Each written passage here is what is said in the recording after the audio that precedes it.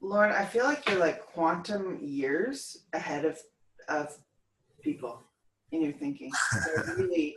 I really do. And so I just want to encourage again, I know you do your blog, I'll put that on this link, but the more we can help other people with this, the better we'll all be. And your grandkids, my kids, like I just wholeheartedly am behind what you're doing.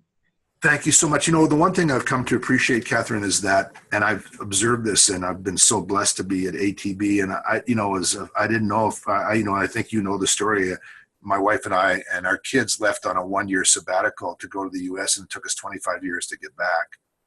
And I never thought I'd be back. I'm so glad I'm back at ATB, because when Dave asked me to come here and contribute to the leadership and culture of the business, it was perfect timing for me. After I was a CEO of a company for 8 years before, and I was just ready to concentrate on this. But here's what I've come to appreciate the most, is that people, when we commit to a purpose and to values that advance us personally, in addition to the company, and we can bring those things closer together, then the notion of buy-in and what's right almost becomes indistinguishable. Because everything you do and talk about advances us as people first. And so it just contributes to the movement in the organization. And so we have lots of different views, and we should, and lots of, cognitive diversity in our company, which we adore and we want to flourish. However, the idea about everything you do advancing us as people, somehow being totally resonant and parallel with the greater good of the purpose of the company, when those two things can be combined, then the notion of buy-in and all those stuff, they start to fall off to the side. So how can you, how can you resist in some ways? Well, I shouldn't say we all have some level of resistance and concern and fear and all that, but generally combining those two, that accelerates us. And I think you try and encourage in the Awaken company, right? It's in here.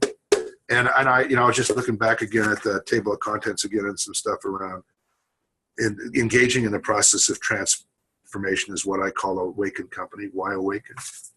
And I think that can happen everywhere. Like, I'm not sure it can happen making cigarettes. I don't know. I don't want to be in that business anyway. Never want to. And I don't mean to, be in judgment there. It just wouldn't attract me. But I think in most cases we can align what we do as close as we can to advancing who we are, where we live, and the community we're in.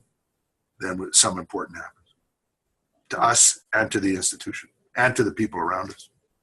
So thank you for encouragement. Thank you for joining the conversation and leading it in many ways.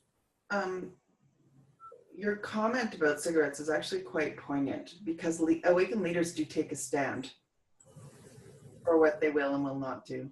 Yeah, we did it a number of times. We, as you know, on the outside of our building, or may know, at ATB Place in Edmonton, we have lights. We have LED lights up and down in the corners of the building. We turn those lights on to stand metaphorically for the things we believe in, right? And when we can. Sometimes it's like when the orders beat the flames, we like to put, no, I'm just kidding.